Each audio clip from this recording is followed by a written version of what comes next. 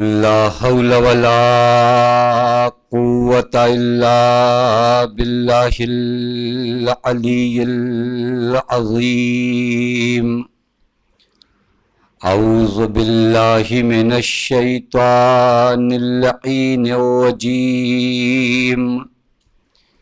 بسم الله الرحمن الرحيم.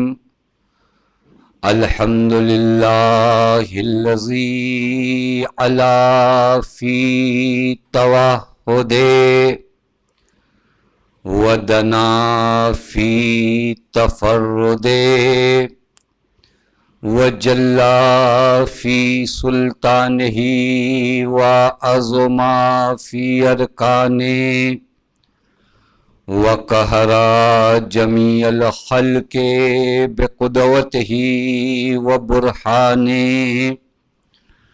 ثم الصلاة والسلام على أشرف الأنبياء والمرسلين حبيب الله العالمين مولا ومولى الثقلين جد الحسن والحسين مولانا أبي القاسم محمد صلی اللہ محمد وعلى أهل بيته الطيبين الطاهرين المعصومين المظلومين المنتجبين لا سيما بقية الله في الأرضين واللعنة الدائمة الباقية العاجلة على أعدائهم ومنكري فضائلهم وغاصبي حقوقهم ومخربي شريعتهم أجمعين من الآن إلى يوم الدين. أما بعد فقد قال الله الحكيم في محكم كتابه بسم الله الرحمن الرحيم. من عمل صالحا من ذكر أو أنثى وهو مؤمن فلنحيينه حياة طيبة. صلوات پڑھے محمد.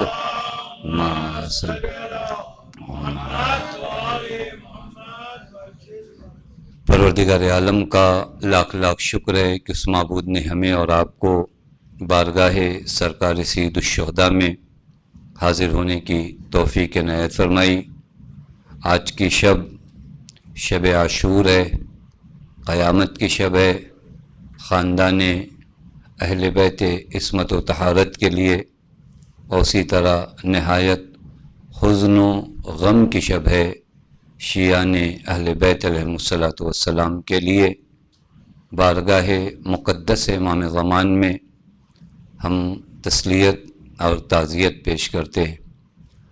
اللہ تعالیٰ نے ایک عشق ہر مومن کے دل میں رکھا جس کا نام عشق امام حسین علیہ الصلاۃ والسلام.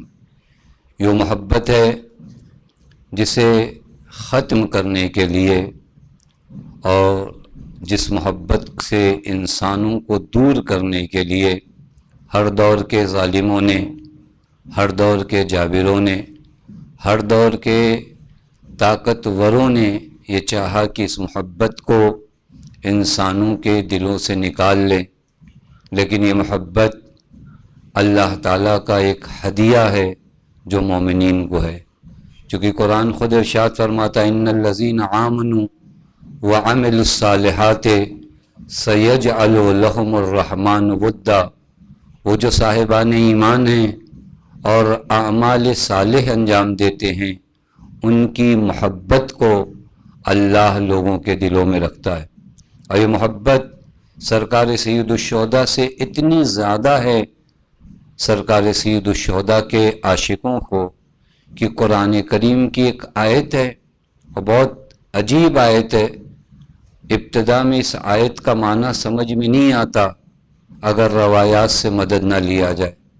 قرآن کریم کی ایک آیت جو سورہ زمر کی آیت ہے، جہاں ارشاد اس طرح ہوتا ہے، سیقا الذین اتقوا ربہم الی الجنۃ زمرا، سیقا کھینچ کر لے جایا جائے گا، الذین ان لوگوں کو، اتقوا ربہم جو اپنے رب کا تقوی اختیار کرتے، یعنی صاحبان تقوی کو کھینچ کر لے جایا جائے گا۔ یہ ترجمہ عجیب ہے، الی الجنہ، جنت کی طرف۔ اب اگر آپ یہاں پر غور کریں، جس چیز کی تمنا پورے زندگی آدمی کے دل میں ہو، اس کی طرف تو آدمی خود اپنی خوشی سے جاتا ہے، وہاں کھینچنا نہیں پڑتا۔ عربی کا یہ لفظ جو ہے ساکا، سیکا، یہ وہ کہتے ہیں جہاں سے کوئی نہ جانا چاہے اسے لے جایا جائے۔ تو اگر یہ اہل جہنم کے لیے جملہ ہوتا تو سمجھ میں آ جاتا، سیکا الی الجنہ، جنت کی طرف لے جایا جائے گا، الذین اتقوا ربہم۔ اب یہاں معنی کریے کہ جنت کی طرف آپ کسی کو کیسے کھینچ کر لے جائیں گے؟ ہر آدمی کے دل کی تمنا ہے جنت میں جانا، وہاں فقط آپ اشارہ کر دو آدمی بھاگے گا جنت کی طرف۔ تو جنت کی طرف کسی کو کھینچ کر لے جانے کا معنی واقعی نہیں سمجھ میں آتا۔ سیکا الذین، قرآن کریم کی آیت ہے، سیکا الذین اتقوا ربہم، جو اپنے رب کا تقوی اختیار کرتے ہیں اور صاحبان تقوی ہیں، انہیں کھینچ کر لے جائے گا جنت کی طرف۔ اب اس کی بہت سی تفاسیر کی گئی، بعضوں نے کہا کہ اہل جنت میں آنے والوں کا اتنی بے صبری سے انتظار کر رہے ہوں گے کہ انہیں کہا جائے گا کہ جلدی چلو، تم سے زیادہ اہل جنت تمہارے مشتاق ہے۔ بعض اور تفسیر کرتے، ایک مرجع وقت ہیں، وہ فرماتے ہیں کہ اس آیت کو میں نے 4-5 سال سوچا اور مجھے کچھ نہیں سمجھ میں ہے کہ اس آیت میں خداوند متعال کہنا کیا چاہتا ہے، کیونکہ جہاں انسان اپنی خوشی سے جائے گا وہاں پر اس کو کھینچ کر کہاں لے جائیں گے؟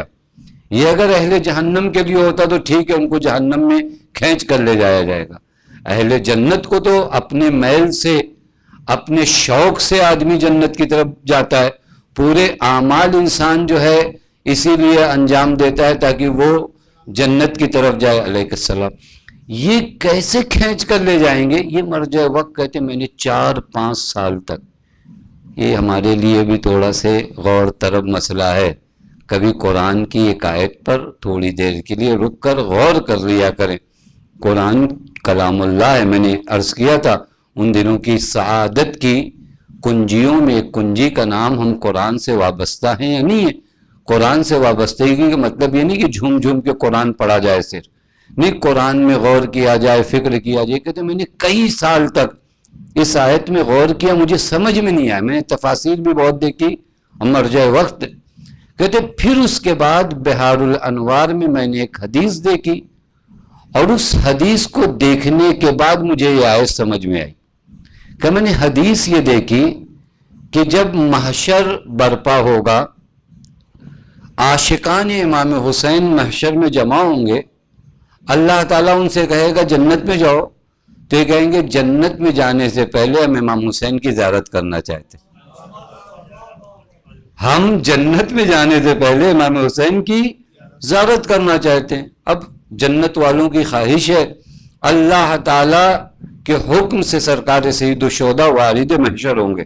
یہ واقعاً جنت سے زیادہ حسین منظر ہے، یہ پتہ نہیں بات آدھے نہیں آدھے، وہ جنت کون سا شوق ہے۔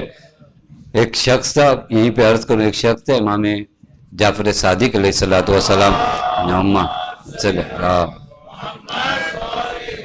اس نے امام سے فرمایا مولا جنت میں کب جائیں گے؟ دنیا میں رہ کے وہ بات کر رہا تھا، جنت میں کب جائیں گے؟ حضرت نے فرمایا انتم فی الجنہ، تم ابھی جنت میں ہو، تم ابھی جنت میں ہو۔ وہ پوچھ رہا تھا مولا جنت میں کب جائیں گے؟ حضرت نے انتم فی الجنہ، تم جنت میں ہو۔ معلوم ہے حضرت کیا پیغام دے رہے ہیں؟ جنت نام ہی ہے امام کے ساتھ رہنے کا، توجہ فرما رہے ہیں، الگ سے کون سی جنت ہوتی ہے؟ اگر تم حسین کے ساتھ ہو تو وہی جنت ہے۔ یہ جنت کیسے بنی؟ آپ جا کر روایت اٹھائی نا، فلما فلق نور الحسین، جب نور حسین کو شغاف کیا گیا، خلق اللہ الجنہ، تو اللہ نے جنت کو خلق کیا، حور العین کو خلق کیا۔ اب مجھے انصاف سے بتائیے کہ جس کے نور سے جنت خلق ہوئی ہو، اس اصل نور کو چھوڑ کر آدمی کہاں جائے گا؟ تو جو فرما رہے یعنی ان کے نور سے جنت تو ایک مرحلہ ہوا نا، ایک تجلی حسین کا نام جنت ہے۔ خوب جس کے سامنے امام حسین موجود ہوں تو یہ ہم فقط لفاظی اور شعروں میں نہیں کہتے کہ حسینی جو ہے امام حسین کو چھوڑ کے جنت میں نہیں جائے گا۔ اور پھر مجھے یہ کہنے دیجئے کہ شاید شب عاشور جب امام نے کہا میں تمہاری جنت کا ضامن ہوں، جسے جانا ہے چلا جائے، عجب نہیں شہدائے کربلا نے یہ کہا مولا یہ جنت جہاں کہہ رہے ہیں آپ کے قدموں سے بڑی چیز کا نام نہیں ہے۔ ایک صلوات پڑھے محمد و آل محمد، اللہم صلی چونکہ جہاں سرکار سید، پس لوٹ آئیے پھر اسی آیت کے سیکا الذین اتقوا ربہم الی الجنہ، جہاں آپ کا دل نہ چاہے نا وہاں آپ کو کھینچ کر لے جایا جاتا ہے، جنت کی طرف لے جایا جائے گا۔ یہ کہتے ہیں میں نے جب وہ آیت دیکھی اور جب وہ روایت دیکھی بہار الانوار میں کہ امام حسین تشریف لائیں گے محشر میں، اس وقت یہ امام حسین کے چاہنے والے امام حسین کے چہرے انور کی زیارت میں اس قدر محو ہو جائیں گے کہ یہ بھول جائیں گے کہ جانا کہاں ہے، اور جب بہت دیر ہو جائے گی تو اللہ ملائکہ سے کہے گا انہیں لے چلو جنت میں۔ ایک صلوات پڑھے محمد و آل محمد، ما صلی محمد۔ تو اس طرح انہیں جنت میں لے جایا جائے گا، چونکہ یہ عاشقان امام حسین یہ واقعی نہیں بہت بڑا شرف ہے، یہ زیارت ہے سرکار سید الشہداء۔ میں اگر آپ سے کوئی کہے کہ جزا کیا ہے بندگی کی، تو آپ کو بندگی کی ایک جزا جو ہے زیارت سرکار سید الشہداء، یہ کائنات کی بہت بڑی جزا ہے۔ لہذا ان دنوں جو ہم لوگ یہاں پر جمع ہوئے ہیں وہی سعادت اور شقاوت کے راستوں کو طے کرنے، کیونکہ سعادت امام حسین کے ساتھ ہے، شقاوت امام حسین سے جدا ہو جانے کا نام ہے۔ ہم غور کریں کہ ہم سعادت امام حسین کے ساتھ رہ کر حاصل کر سکتے ہیں، اور اگر امام حسین سے زندگی کا قافلہ دور ہوا تو پھر ہمیں کوئی سعید نہیں بنا سکتا، پھر ہمیں کوئی کامیاب نہیں بنا سکتا۔ میں نے کل آپ کی خدمت میں چند چیزیں عرض کی تھی جو انسان کو بدبخت بناتا ہے، جو انسان کو ناکام بناتا ہے۔ آج بھی چند چیزیں عرض کروں کہ وہ چیزیں جو انسان کو ناکام بناتی ہے۔ اور آج شب عاشور ہے، میں وہ سوچ رہا تھا کئی چیزیں چونکہ بھی تقریباً ایک اشرا اور پڑھا جائے تو اور اس مرحلے کو طے کیا جائے کہ شقاوت کیا، لیکن آج کی شب کے لیے ایک اہم مرحلہ انتخاب کیا ہے، وہ خطبہ امام حسین علیہ السلام۔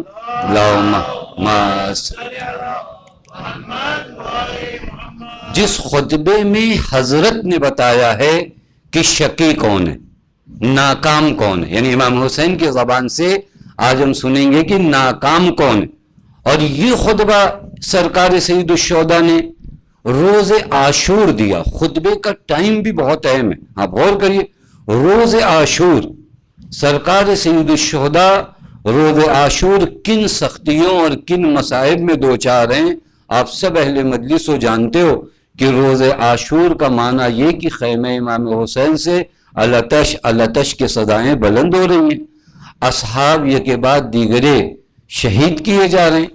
اس روز عاشورہ امام حسین آتے ہیں اور ان قاتلوں کو متوجہ کر کے تمام انسانوں کو ایک پیغام دیتے ہیں کہ دیکھو ناکام کون ہوتا ہے اور کب ہوتا ہے۔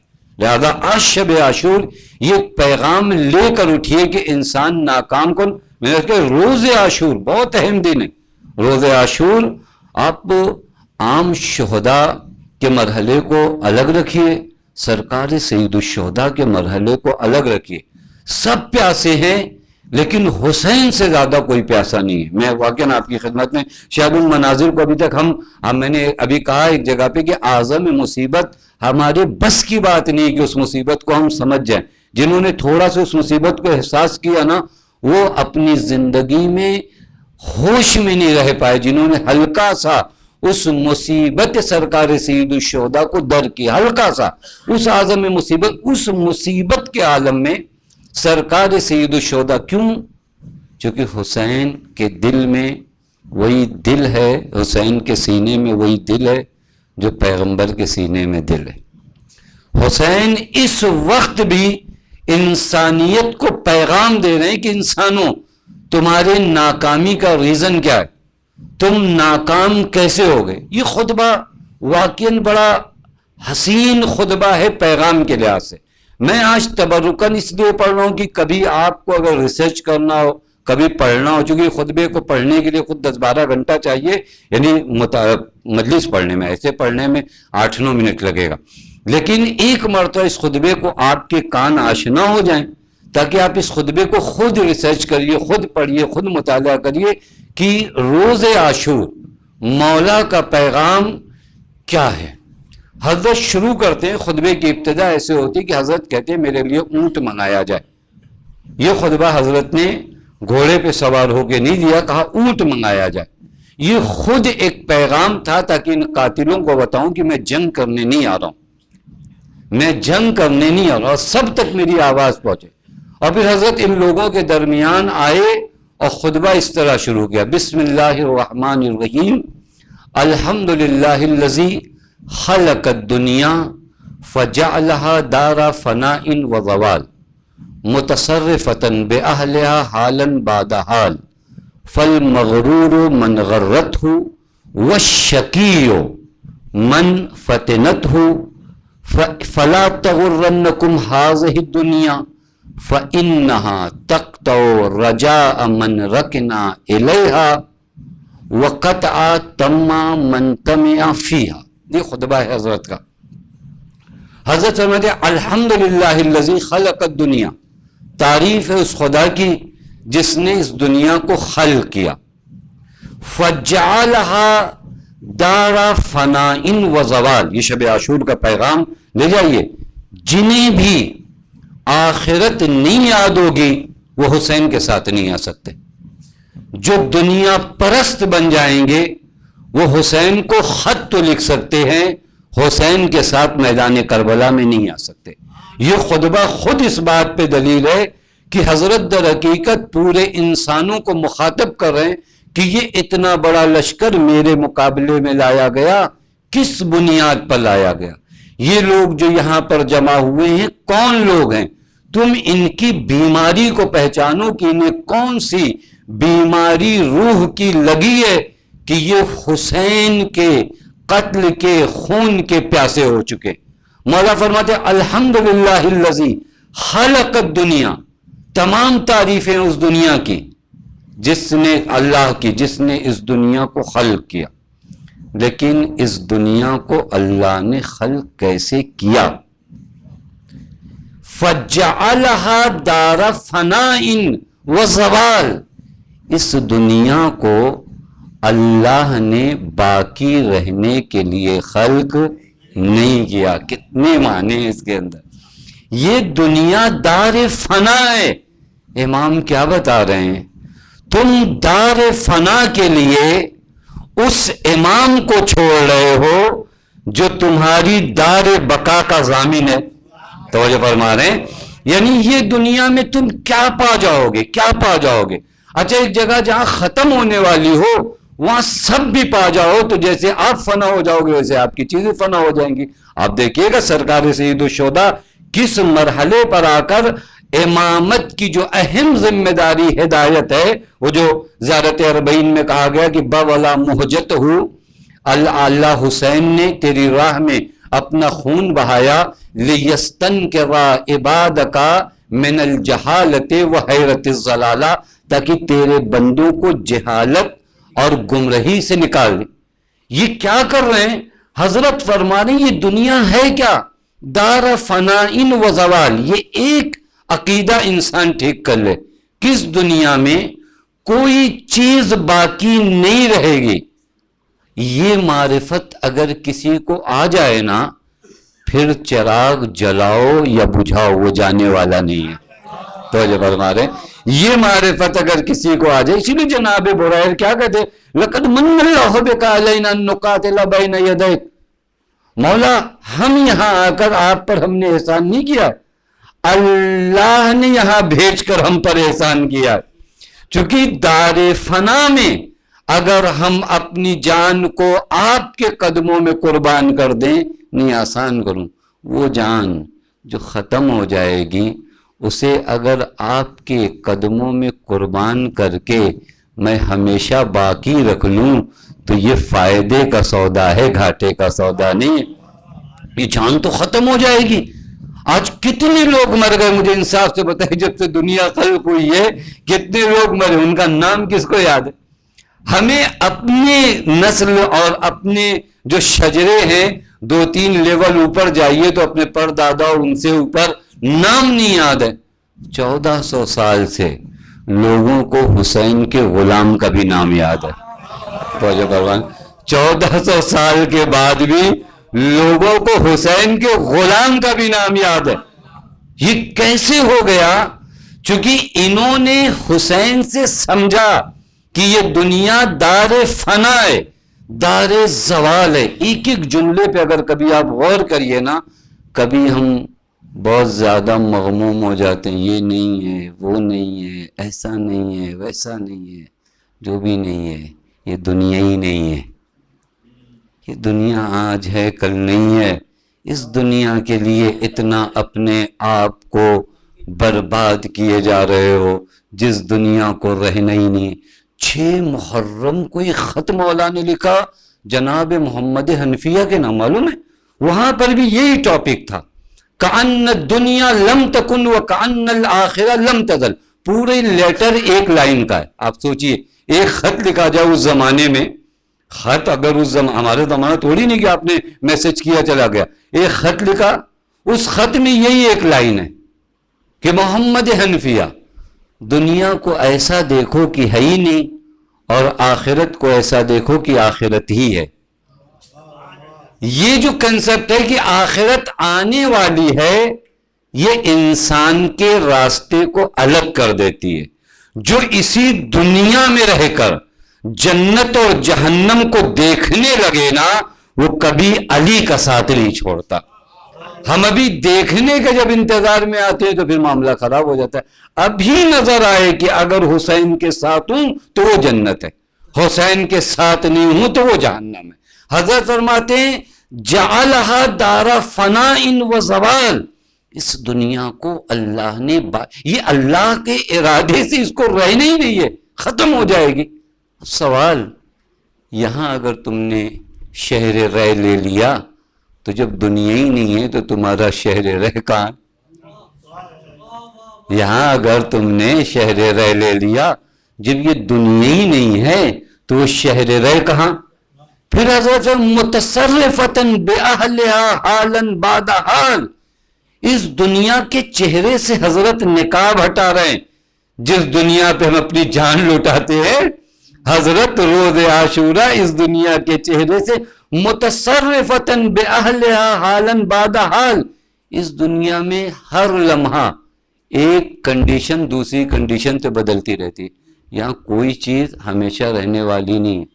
بچپنا ہے جوانی آ گئی، جوانی ہے بڑھاپا آ گیا، بڑھاپا ہے موت آ گئی، پیسہ ہے کل نہیں ہے، نام ہے کل نہیں ہے.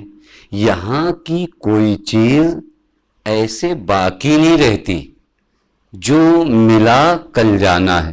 آپ دیکھیں کتنے لوگ صحت مند تھے اب ہیں، کتنے لوگ جوان تھے اب ہیں. متصرفتاً بأہلہا حالاً بعد حال، ہر لمحہ یہ بدلتی رہتی، ہر لمحہ یہ آج صحیح ہو کل بیمار ہو، آج پیسے والے ہو کل غریب ہو. ایسی چیز کے لیے کوئی مرتا ہے جو چیز ہر لمحہ بدلتی ہے. آدمی ہمیشہ اس چیز کے شوق میں رہتا ہے جو ہمیشہ رہتی ہے. مولا فرمانا چاہتے ہیں اس دنیا سے جو مقام منصب اگر مل بھی گیا نا تو یہ بدلے گا، لیکن اگر حسین کی غلامی میں آ جاؤ گے نا تو یہ ہمیشہ رہے. یہ نہیں بدلتا. یہ آج بھی 1400 سال بعد بھی آپ شہدائے کربلا کو خطاب کر کے کیا کہتے بیبی انتم و امی، میرے ماں باپ آپ پر فدا ہو جائیں. یہ منصب بدلا، یہ مقام بدلا، یہ شہرت بدلی، یہ لوگوں کے دلوں میں محبت بدلی؟ نہیں، یہ کہیں نہیں بدلی، بڑھ رہی ہے. جتنا لوگ معرفت پیدا ہو رہی ہے اتنا زیادہ یہ محبت بڑھ رہی ہے. دنیا میں ہر چیز بدل جاتی ہے. پھر حضرت فالمغرور من غرته، دھوکہ وہ نہیں کھاتا جو چند روپے کا سستا سامان مہنگے میں لے لے. نہیں، فالمغرور من غرته، دھوکہ اصل میں وہ کھائے جو اس دنیا سے دھوکہ کھا جائے. یعنی جو دار فنا تھا اسے دار بقا سمجھ لے، جو مٹنے والا تھا اسے ہمیشہ رہنے والا. یہی تو دھوکہ ہوا نا. سب سے بڑا دھوکہ کیا ہے؟ جس چیز کو میں سمجھوں کہ یہ ہمیشہ رہے گی، بعد میں پتہ چلے کہ وہ چیز ختم ہو جائے گی. میں سوچوں کہ یہ مال ہمیشہ رہے گا، کل ختم ہو جائے گا. حضرت فالمغرور من غرته، مغرور کون ہے؟ مغرور یعنی دھوکہ کون کھایا ہے؟ من غرته، جسے یہ دنیا دھوکہ دے دے. پھر حضرت فرماتے ہیں عجب روایت، فلا تغر والشقی من فتنته، بدبخت کون ہے، ناکام کون ہے؟ والشقی، شقاوت، والشقی من فتنته، برباد ناکام وہ ہے جو اس دنیا کا قیدی بن جائے، جو اس دنیا کا اسیر بن جائے، جسے یہ دنیا اپنی طرف کھینچ لے، جس کے قدموں کی زنجیر یہ دنیا بن جائے نا، وہ ناکام ہے. کیوں ناکام ہے؟ چونکہ جب دنیا کا اسیر بن گیا نا تو آواز امام زمان سن کر بھی یہ دنیا کی زنجیر کو توڑ نہیں پاتا. لیکن اگر اسیر نہیں ہے نا دنیا کا، آپ دیکھیے پوری تاریخ میں آپ کو قرآن بتاؤ دنیا کے اسیروں کا حال کیا ہوتا ہے. دنیا کا اسیر اگر انسان بن جائے تو بندگی کے بڑے مرتبے پہ بھی ہونا نیچے آ جاتا ہے. یہ اتنی خطرناک بیماری، آپ نے دیکھا جیسے بدن کی بیماریاں ہوتی، کبھی انسان ایک دم صحت مند، ہر آدمی اس کی صحت دیکھ کر رش کرتا ہے کہ ارے بھائی یہ 5 کلومیٹر پیدل چلے جاتے ہیں، یہ ہوتا ہے. پتہ چلا ایک بیماری لگتی ہے. وہی انسان جو طویل القامہ ہے، وہی جس کا جسم ایک دم فٹ، 2 مہینے بعد آپ دیکھتے ہو ارے یہ آپ کہتے ہیں پہچان نہیں پائے، آپ کو کیا ہو گیا؟ آپ کو تو ہم نے لہیم شہیم ایسا دیکھا تھا کہ فلاں بیماری لگ گئی. مطلب سمجھ رہے ہیں، جسم کو اگر کچھ بیماریاں لگ جائیں تو جسم انسانی کو ناتواں بنا دیتی ہیں. اسی طرح روح کو اگر کوئی بیماری لگ جائے نا تو انسان کی روح کو ناتواں بنا دیتی ہے. بہت بڑے بڑے مرتبے پہ لوگ تھے، دنیا کی بیماری نے انہیں بہت نیچے گرا دیا. قرآن سے مثال دوں آپ کو. قرآن ایک شخص کی بات کرتا ہے، وَاتْلُ عَلَيْهِمْ نَبَأَ الَّذِي آتَيْنَا آیَاتِنَا، میرے نبی ان لوگوں کو اس آدمی کی بات بتاؤ.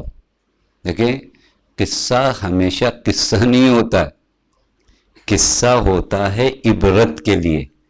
تماشائی بن کے قصے نہیں سنے جاتے، قصے سنے جاتے ہیں تاکہ اس سے سبق لیا جائے. وَاتْلُ عَلَيْهِمْ، میرے نبی پڑھو، بتاؤ انہوں. کیا بتائیں؟ علیہم نبأ الذی، اس آدمی کی بات بتاؤ، آتیناہ آیاتنا، جسے ہم نے اپنی آیت دیا تھا. کتنا بڑا مرتبہ رہا ہوگا کہ یہ قرآن ہے جسے ہم نے اپنی آیت دیا تھا. فانسلخ منہا، پھر وہ اس آیت سے جدا ہو گیا. پھر کہاں آیت خدا کا حامل، پھر قرآن لہجہ بدل کے کیا کہتا ہوں، فَمَثَلُهُ كَمَثَلِ الْقَلْبِ، اس آدمی کی مثال کتے جیسی ہے. عجب یہ قرآن کا لہجہ ہے. کہاں تھا؟ ہم نے اپنی آیت دیا تھا، گرا تو قرآن کیا کہتا ہے، فَمَثَلُهُ كَمَثَلِ الْقَلْبِ، اس کی مثال کتے جیسی ہے. اور پھر قرآن نے تعبیر بھی کیا. کتوں کو ایک بیماری ہوتی ہے، جب پیاس کی شدت ہوتی تو ان کی زبان چاہے آپ پانی دیجئے نہ دیجئے یہ زبان ان کی اندر آتی نہیں. قرآن نے یہ تعبیر کیا. یہ کون ہے جو کہاں تھا کہاں آ گیا؟ یہ دونوں کیریکٹر اس کے قرآن نے بتائے. اتنا اوپر تھا کہ ہم نے اپنی آیتیں دی، فانسلخ منہا، پھر ان آیتوں سے جدا ہو گیا. فمثلہ کمثل القلب. تفسیر اٹھائیے، تفسیر میں اس کا نام لکھا ہے. کون ہے؟ آپ سب کو یاد ہے، بلعم باورا. تفسیر میں بلعم باورا کا نام امام رضا علیہ السلام سے روایت ہے. حضرت فرماتے یہ ان لوگوں میں تھا جس کے پاس اسم اعظم تھا. کہاں تھا؟ اسم اعظم تھا. اب اور میں نے اس کیا نا، بدن بڑا اچھا ہو، ایک بیماری، کچھ دنوں بعد آپ دیکھتے ہو تو پہچان نہیں پاتے، کہتے کیا ہو گیا تھا آپ کو؟ کہاں اسم اعظم؟ کہاں؟ اب قرآن کہہ رہا فَمَثَلُهُ كَمَثَلِ الْكَلْبِ، اس کی مثال کتے جیسی ہے. یہ قرآن کی آیت ہے. امام فرماتے ہیں اسے اسم اعظم دیا گیا تھا اور مستجاب الدعویٰ تھا. اگر دعا کرتا تھا تو دعا رد نہیں ہوتی تھی. پھر اس کے بعد دھیرے دھیرے دھیرے یہ فرعون کا درباری ہو گیا. اور ایک وقت ایسا آیا کہ جب فرعون جناب موسیٰ، یہ روایت ہے، جب فرعون جناب موسیٰ اور ان کے ساتھیوں کو ڈھونڈنے نکلا تو اس نے اس سے کہا تھوڑا دعا کرو کہ موسیٰ ہمارے ہاتھ لگ جائے. تو یہ اتنا گر چکا تھا، دعا تو چھوڑیے، یہ سوار ہو کے جانے لگا. میں خود ڈھونڈتا ہوں کہاں تھا، جناب موسیٰ کی تلاش میں جا رہا ہے. اور روایت ہے کہ جس خچر پہ بیٹھ کے جا وہ نہیں جا رہا تھا، یعنی جس کو ہم کہتے ہیں گدھا، وہ سمجھدار ہو چکا تھا، اور یہ جو انسان کی شکل میں تھا یہ نہ سمجھ. روایت کہتی اس نے اسے اتنا مارا اس جانور کو کہ وہ مر گیا. یہ سارا مرحلہ قرآن کہتا وَاتْلُ عَلَيْهِمْ، ان کو سناؤ، انہیں بتاؤ. کیوں بتاؤ؟ کیوں انہیں بتایا جائے اس واقعے کو؟ اس واقعے کو اس لیے بتایا جائے کہ ان سے کہا جائے کہ دیکھو اگر دنیا کے اسیر ہو گئے نا تو اگر اسم اعظم ہی کیوں نہ رکھتے ہو، اسیر دنیا اتنا گر جاتا ہے کہ نبی کے مقابلے میں آ جاتا ہے. توجہ فرما رہے ہیں، اسیر دنیا نبی کی. حضرت کیا فرما رہے ہیں؟ حضرت فرما شقی ہے. اب یہ اس سے بڑا شقی کوئی ہوگا؟ یہ کہاں تھا کامیابی پر؟ کامیابی کی انتہا تھی نا، انسان اس میں اعظم جانے. لیکن اس بیماری نے اسے کہاں سے کہاں پہنچا دیا. حضرت اس وقت اس خطبے میں کیا فرما رہے ہیں؟ حضرت فرما رہے ہیں یہ لوگ جو آئے ہیں نا میرے مقابلے میں جنگ کرنے اور جو میرے خون کے پیاسے ہیں، تم انہیں یہ مت سمجھنا کہ یہ مسلمان ہیں. یہ وہی لوگ ہیں جنہیں دنیا نے اپنا اسیر بنا دیا ہے. مسلمان تو چھوڑو، اب یہ انسان بھی نہیں ہے. توجہ فرما رہے، مسلمان تو چھوڑو، اب یہ انسان بھی نہیں، یہ اسیر دنیا ہے. یہ دنیا کی بیماری ہے جو انسان کو اتنا نیچے لے آتی ہے. حضرت اس بیماری کی جانب متوجہ کریں. اسیر دنیا مت بنو. دنیا ہو ٹھیک ہے، کوئی پرابلم نہیں، دنیا پیسہ ہونا غلط نہیں ہے، پیسے کا اسیر بننا غلط ہے. آپ کبھی دیکھو یہ بیماری نہ بن جائے. ٹھیک ہے یہ پیسہ ہے میرے پاس، یہ دنیا ہے میرے پاس، یہ میرے کہنے سے چلے، میں اس کے کہنے سے نہ چلوں. جب وقت آ جائے ان دونوں کے درمیان کی امام کے ساتھ رہنا ہے یا دنیا کے ساتھ رہنا ہے، تو اگر دنیا کی لجام میرے ہاتھوں میں ہے تو پھر دنیا کو امام کے پاس لے جاؤں گا، امام کو چھوڑ کر دنیا کے پاس نہیں جاؤں گا. فیصلہ یہ کرنا ہے. میں نے اپنی لجام دنیا کے ہاتھوں میں دیا ہے یا دنیا کی لجام میں نے رکھی؟ یہ اہم ہے. اگر اپنی پوری لجام، اپنی پوری باغ و ڈور آپ نے دنیا، پھر وہ جہاں لے جائے گا جہاں آپ کو دنیا نظر آئے گی. وگرنہ جنہوں نے دنیا کی لجام کو اپنے ہاتھوں میں رکھا نا، انہوں نے پوری دنیا کو خیر کہہ دیا اور الوداع کہہ دیا، اپنے وقت کے امام کو نہیں چھوڑا. میں اسی زمانے کا واقعہ بتاؤں، تھوڑا سے غور کریے. شب عاشور ہے، ہمارے اندر وہ جذبہ پیدا ہونا چاہیے کہ اگر دنیا کو قربان کرنا ہے تو میں دنیا کو قربان کروں، امام کو قربان نہ کروں. میں دنیا کے چکر میں اپنے وقت کے امام کو قربان نہ کروں. ایک شخص ہیں مرزا ابوالفضل. اب دیکھیے تھوڑا سے شب عاشور یہ جذبہ انسان کے اندر آنا چاہیے. مرزا ابوالفضل ایک چائے بیچنے والے. چائے بھی کہاں بیچتے ہیں؟ بازار میں، مارکیٹ میں. ان کا دستور یہ تھا کہ یہ ہفتے میں 2 دن جاتے تھے مسجد جم کران. اب مارکیٹ والوں کو کیا ہوتا ہے، جمعہ کے دن بند رہتی ہے، تو لوگوں نے کہا دیکھو 2 دن جاتے ہو تو جمعہ کے دن تو ٹھیک ہے، ہم لوگ بھی نہیں رہتے، تم بھی مت رہو، لیکن یہ جو شب بدھ تم جاتے ہو نا، اس دن تو مارکیٹ کھلی رہتی ہے، تو ہم لوگوں کی چائے کا پرابلم ہو جاتا ہے، تو آپ ایک دن ہفتے میں دکان بند کرو، ایک دن جاؤ جہاں جانا. پھر ان لوگوں نے دھمکی دیا کہ اگر تم اب بھی نہیں مانے نا تو پھر تمہاری دکان کو ہم لوگ پوری طرح لاک کر دیں گے، بند، ختم.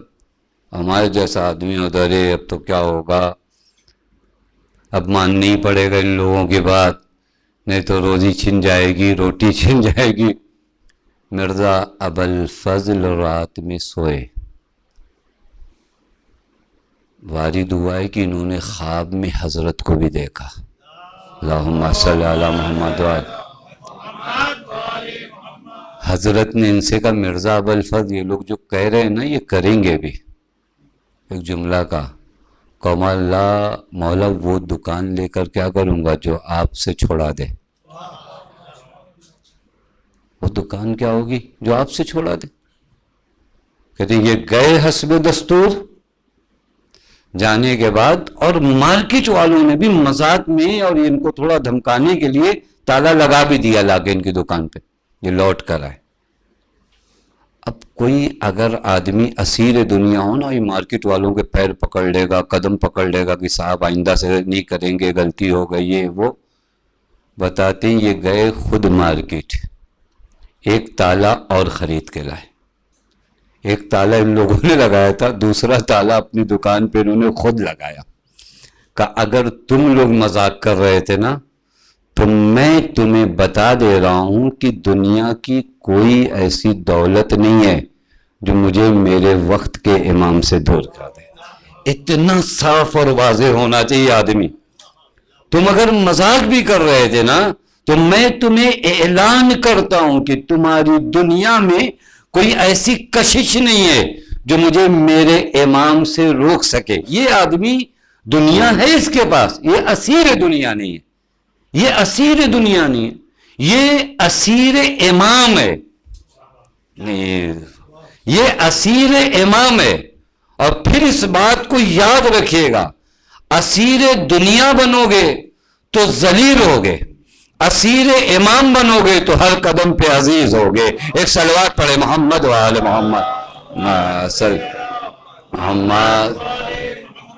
اسیر دنیا ہر قدم پہ ذلیل ہوتا ہے، اسیر امام ہر قدم پہ عزیز ہوتا ہے. کہ یہ دنیا حضرت شقی و منفتنت ہو، بدبخت ہے وہ انسان، ناکام ہے وہ انسان جو اسیر دنیا بن جائے. پھر حضرت فرماتے فَإِنَّهَا تَقْطَعُ رَجَاءَ مَنْ رَكِنَ إِلَيْهَا. تم دنیا کو سمجھو تو اس دنیا نے ہر اس انسان کی دھوکہ دیا ہے جس نے اس سے امید لگایا. یہاں کی کس چیز پہ امید لگاتے؟ یہاں کے مال پر، یہاں کی صحت پر، یہاں کی طاقت پر، بڑے بڑے پوسٹروں پر، کس چیز پر اعتماد. روایت میں عجب روایت ہے، روایت میں کہ جناب یوسف علی نبی علیہ الصلوۃ والسلام جب کنویں میں ڈالے گئے تو اللہ نے کہا کہ میرے نبی کو نجات دو. جناب جبرائیل آئے، دیکھا کہ جناب یوسف مسکرا رہے ہیں تو جناب جبرائیل نے کہا یا نبی اللہ یہ تو مسکرانے کا وقت نہیں ہے کہ آپ مسکرا رہے ہو، آپ کنویں کے اندھیرے میں ہو۔ جناب یوسف نے اس کنویں کے تہ سے ایک پیغام دیا کہ دیکھو جب میں اپنے 11 بھائیوں کو دیکھتا تھا نا تو میں یہ سوچتا تھا کائنات میں کون ہوگا جو مجھے نقصان پہنچا سکے جس کے یہ 11 بھائی ہوں۔ اب مجھے پتا چلا کہ جو اعتماد تھے انہی سے یہ خطرہ آیا تھا۔ یہ دنیا ہے فَإِنَّهَا تَقْطَعُ رَجَاءَ مَنْ رَكِنَ إِلَيْهَا، یہ دنیا ہر اس انسان کا اعتماد توڑ دیتی جس نے اس پہ بھروسہ کیا۔ لہذا پورے روز عاشور، شب عاشور، 28 رجب سے لے کر حسین کا جملہ کیا تھا؟ الہی انت ثقتی، میرے اللہ حسین کے اعتماد کا نام نہ تیر ہے، نہ تلوار ہے، نہ لوگ ہیں، حسین کے اعتماد کا نام تو ہے۔ حسین کی طاقت کا نام یہ تلواریں نہیں ہیں، حسین کی طاقت کا نام یہ خنجر نہیں ہے۔ الہی انت ثقتی، یہ جملہ یہ شب عاشور یہ تھوڑا سے اپلائی ہو ہمارے، الہی انت ثقتی، تو میرے اعتماد کا نام ہے، میں تجھ پر اعتماد کیے ہوئے ہوں۔ اسی لیے آپ حسین کے چہرے پر کربلا میں غم کے آثار دیکھ سکتے ہو، لیکن حسین کے چہرے پہ شکست کے آثار نہیں دیکھ سکتے۔ غم کا اثر تو ہوتا ہے، عطوفت ہے، اور عطوفت ائمہ میں اور زیادہ ہے، رسول میں اور زیادہ ہے۔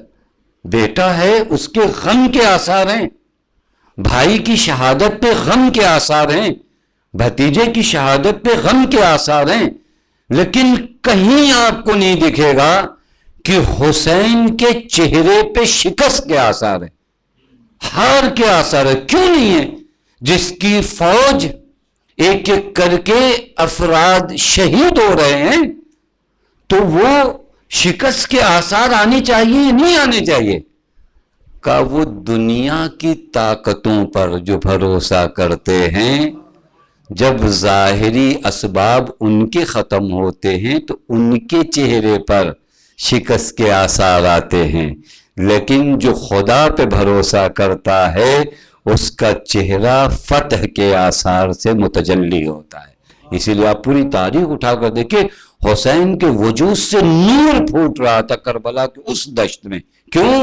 کیونکہ حسین کے اعتماد، اور یہ ابتدا میں کہا تھا، یہ ابتدا میں کہا تھا، جب نکلنے لگے نا جناب محمد حنفیہ سے کہا لَوْ لَمْ يَكُنْ فِي الدُّنْيَا مَلْجَا وَلَا مَاوَا لَمَا بَایَعْتُ یزید ابن معاویہ، دنیا میں کوئی حسین کا سہارا بنے نہ بنے، حسین پر کوئی فرق نہیں پڑتا، حسین اس ملعون کی بیعت نہیں کرے گا۔ یہ انت ثقتی، یہ کربلا سے سیکھیے نا۔ ہم بھروسہ کیے بہت سی طاقتوں پر، بہت سی طاقتوں پر، ہمیں ہر آدمی جو ظاہراً مضبوط لگتا ہے یہ تکیہ گاہ اچھی ہے، اس پر اعتماد کر لو۔ مولا کربلا میں درس دے رہے ہیں فَإِنَّهَا تَقْطَعُ رَجَاءَ مَنْ رَكِنَ إِلَيْهَا، اس دنیا نے ہر اس انسان کا اعتماد توڑ دیا جس نے اس پر اعتماد کیا ہے۔ یعنی در سے روز عاشورہ یہ ہے کہ دیکھو اگر اعتماد کرنا ہے نا تو ایک ایسی قدرت پہ اعتماد کرو جو لازوال ہو، زائل ہو جانے والی طاقتوں پہ اعتماد نہیں کیا جاتا، اعتماد کیا جاتا ہے لازوال طاقت پر، اور جب اعتماد لازوال طاقت پہ ہونا تو نوک نیزہ پہ سر جا کر قرآن کی تلاوت کر کے اپنی فتح کا اعلان کرتا ہے۔ یہ جب اعتماد اس لازوال طاقت پہ ہو، ہم ہر طاقت پہ بھروسہ کرتے ہیں۔ ہم کبھی پیسے کی طاقت پہ بھروسہ کرتے ہیں، کبھی نام کی طاقت پہ بھروسہ کرتے ہیں، کبھی منصب کی طاقت پہ بھروسہ کرتے ہیں، کبھی پوسٹ کی طاقت پہ بھروسہ کرتے ہیں۔ یہ کربلا نہیں، کربلا یعنی ایک طاقت، کربلا یعنی ذات پروردگار عالم کا اعتماد۔ یہ اعتماد ہو تو یہ اعتماد کربلا سے سیکھنا ہے۔ دنیا پوچھتی ہے کربلا کی فتح کا راز کیا ہے؟ خب کربلا کی فتح کا راز اعتماد خدا ہے، کربلا میں خدا کی ذات پر اعتماد ہے۔ ایک شکوہ مجھے بتاؤ جو سرکار سید الشہداء نے ذات پروردگار عالم سے کیا، چونکہ ہار دیکھیں گے تو شکوہ کریں گے نا، فتح دیکھ رہے ہیں، فتح دیکھ رہے ہیں۔ ابن زاد بی بی زینب سلام اللہ علیہ سے کیا کہہ رہا، کیف سن اللہ بعقیق الحسین، کیسا پایا اللہ کو، کیا فرمایا، ما رأیت الا جمیلا۔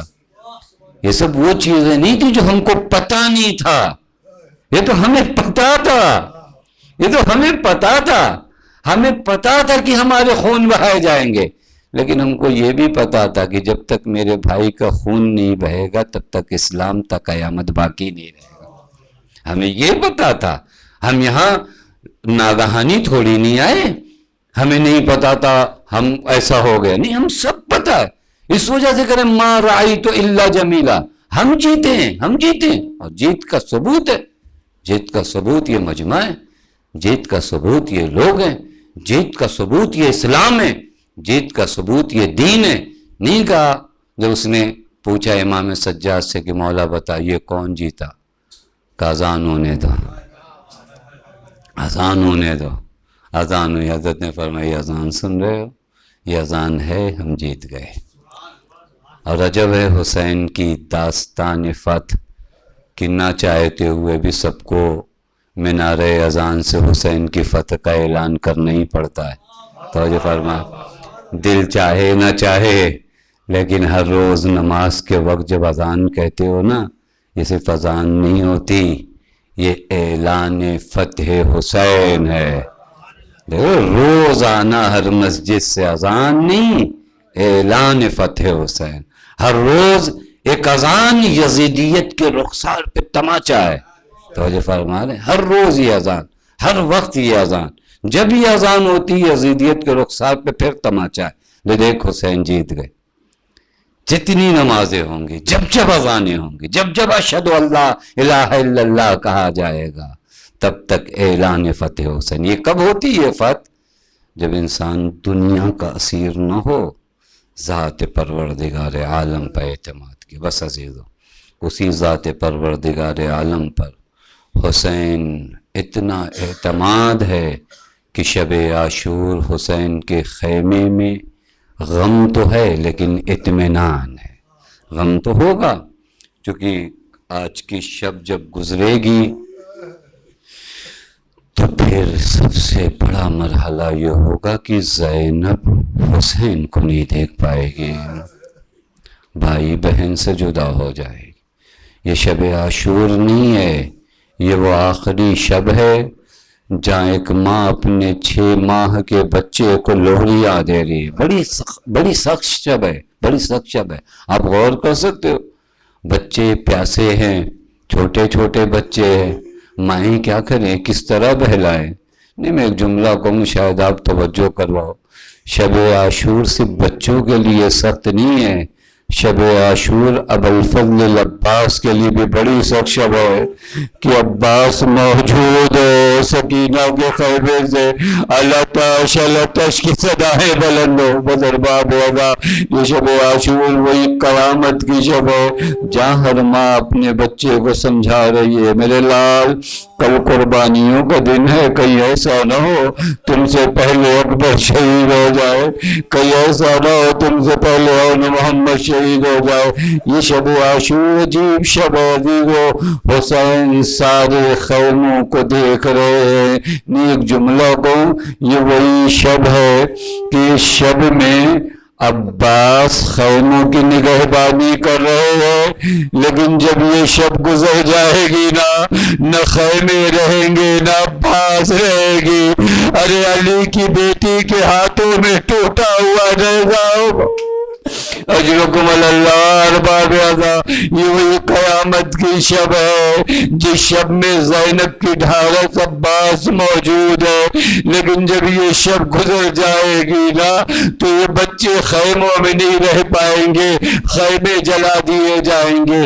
ارباب مقاتل لکھتے ہیں کہ حسین ابن علی نے اپنے تمام اصحاب سے باتیں کی ہے، اور ایک مرحلہ ایسا بھی آیا کہ اصحاب رہ گئے اور امام مقتل کی جانب بڑھتے چلے گئے، امام مقتل کی جانب بڑھتے چلے گئے۔ امام کا ایک صحابی ہے جو امام کے پیچھے پیچھے جا رہا ہے۔ اللہ اکبر، کیوں جا رہے ہو؟ کہ میرا مولا تنہا جا رہا ہے، میرا مولا تنہا جا رہا ہے، مجھے برداشت نہیں ہے دشمنوں کے قریب میرا مولا جائے۔ میں بس ہاتھوں کو جوڑ کے کہوں گا آج شب عاشور تمہیں برداشت نہیں ہوا، ارے کل اس وقت آ جانا۔ وہ شمر جالس علی صدر الحسین، ارے شمر حسین کے سینے پہ بیٹھا ہوگا، ایک بہن پکار رہی ہوگی، اے میرے بابا آؤ، میرے حسین کو بچاؤ۔ ارباب رضا مقتل کی زمین پر حسین آئے ہو، عجیب قیامت کا مرحلہ ہے، مقتل کی زمین پر آ گئے۔ اس صحابی کو مخاطب کر کے کہتے دیکھو یہ کون سی جگہ ہے؟ کہ مولا یہ کون سی جگہ ہے آپ ہی بتائیے۔ کہا یہ میرے قاسم کی شہادت کی جگہ ہے، جہاں میرا یتیم بھتیجا گھوڑے سے زمین پر آئے گا، اس کے لاشوں کو پامال کیا جائے گا۔ تھوڑی دور آگے بڑھے، کا یہ کون سی جگہ ہے؟ کا یہاں میرے اکبر کے سینے پہ پرچی لگے گی۔ عزیزو اسی طرح بتاتے رہے، یہ نقل کرتے کہ پھر اسی اسنا میں میں نے دیکھا کہ امام کہیں سے کانٹے ہٹا رہے ہیں، کہیں سے پتھر ہٹا رہے ہیں۔ میں نے کہا مولا یہ کیا کر رہے ہو؟ فرمایا دیکھو کل جب میرے اصحاب زین سے زمین پر آئیں گے، میں نہیں چاہتا ان کے جسم میں کانٹے چبھ جائے۔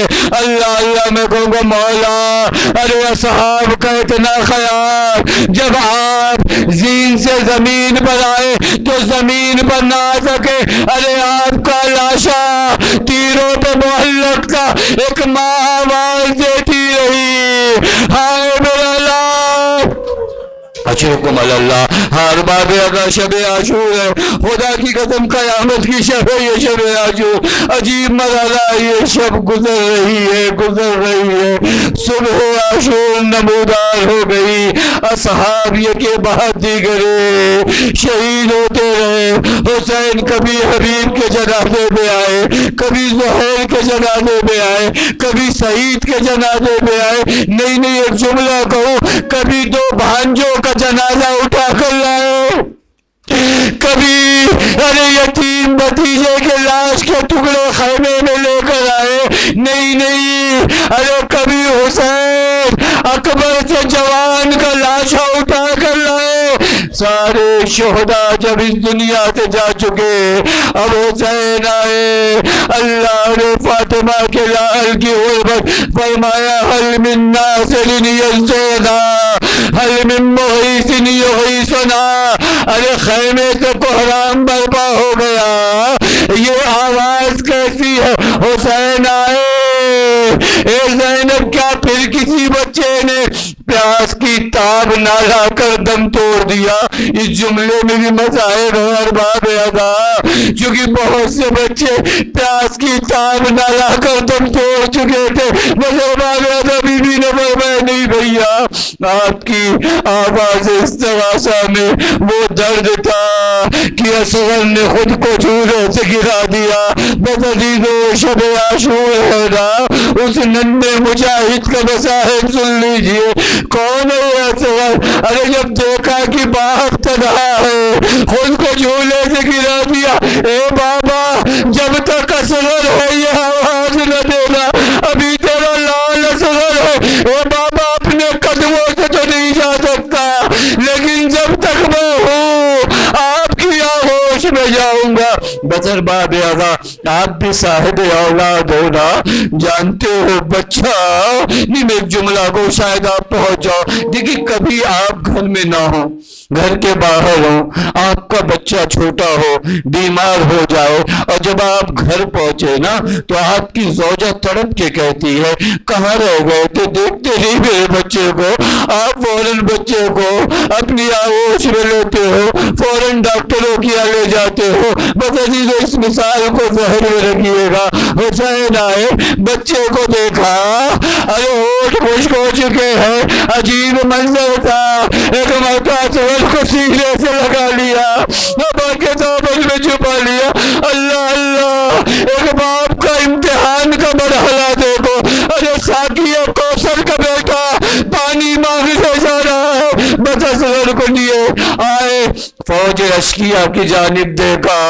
اللہ، حسین کہتے دیکھو اگر تمہاری نگاہوں میں حسین خطاکار ہے تو یہ میرے 6 ماہ کا بچہ پیاسا۔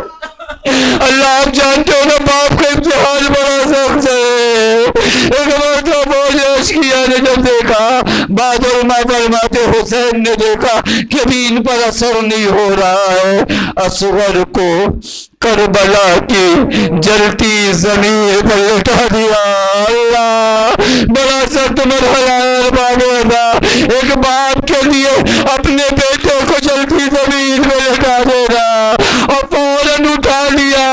اے میرے اللہ، ارے تم حجت خدا کے پوتے ہو، حجت تمام کرو۔ ارے سوکھے لبوں پہ سوکھی زبان پہ حجی شروع کیا۔ مددیدو ایک مرتبہ آواز اٹھی، این حرملہ اتق کلام الحسین، حرملہ کہا ہے حسین کے کلام کو قطع کر دے۔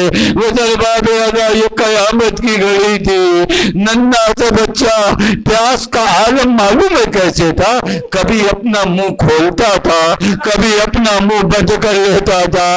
اللہ اللہ، اب تیرے سے شعبہ چلی ہے، قیامت جانتے ہو کیا ہے؟ باپ کی آغوش میں بچہ ہے، تیر حرملہ ہے، 6 ماہ کا بچے کا گلا ہے۔ اب آپ تصور کر سکتے ہیں جب تیر آیا ہے، ارباب مقاتل لکھتے ہیں ذبح من الاذن الی العود، فقط مصائب کا یہ فکرہ سمجھ گئے نا، ذبح یہ تیر لگا نہیں ہے، ارے اس تیر نے سر کو ذبح کر دیا۔ اب سمجھ میں آیا، ایک حسین ہے جو ماں کی آغوش میں ذبح ہوئے، ایک اثر ہے جو حسین کی آغوش میں ذبح ہوئے۔ ذبح من الاذن الی العود، ارے ننھا کا جنازہ لے کر حسین خیمے کی طرف بڑھے۔ بس جو میں نے کہا تھا، اگر آپ اپنے بچے کو لے آئیے اور خدا نخواستہ کوئی حادثہ ہو جائے، آپ جب اپنے بچے کو لے کر جائیں گے 1000 مرتبہ سوچیں گے ارے ماں نے اگر پوچھ لیا میرے لال کو کیا ہو گیا، اب حسین اصغر کا جنازہ لیے یہ سوچتے جاتے ہیں کہیں اگر ماں نے پوچھ لیا اے میرے آقا، اے میرے مولا، ارے میرا بچہ جو بھی چھوٹا تھا، اب جو حسین بڑھے کبھی قدم بڑھاتے ہیں کبھی پیچھے کھینچ لیتے، انا للہ و انا الیہ راجعون۔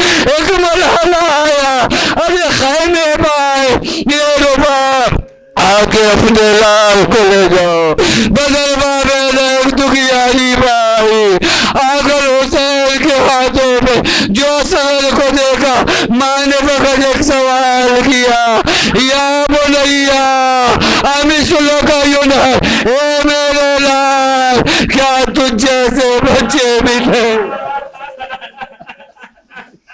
وَسَيَعْلَمُ الَّذِينَ ظَلَمُوا أَيَّ مُنْقَلِبٍ يَنْقَلِبُونَ إِنَّا لِلَّهِ وَإِنَّا إِلَيْهِ رَاجِعُونَ رضاً بقضائه وتسلیما لأمره۔ بار الہ تجھے تیرے حق کا واسطہ، آل محمد کے حق کا واسطہ، ہم میں جو بیمار انہیں شفا کامل و عاجل عنایت فرما، جو پریشان ان کی پریشانیوں کو دور فرما، جو مقروض ان کے قرض غیب سے ادا فرما، ہماری قوم کے بچوں کو، جوانوں کو، نوجوانوں کو ترقی عنایت فرما، ہمارے بزرگوں کو، بیماروں کو شفا کاملہ و عاجلہ عنایت فرما۔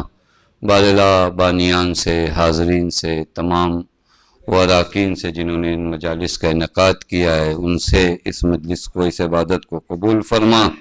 بار الہا تجھے تیرے حق کا واسطہ، آل محمد کے حق کا واسطہ، معبود تجھے بی بی زینب سلام اللہ علیہ کا واسطہ، وارث عدل و انصاف امام زمان کے ظہور میں تعجیل فرما، ہمیں حضرت کے اعوان و انصار میں شمار فرما۔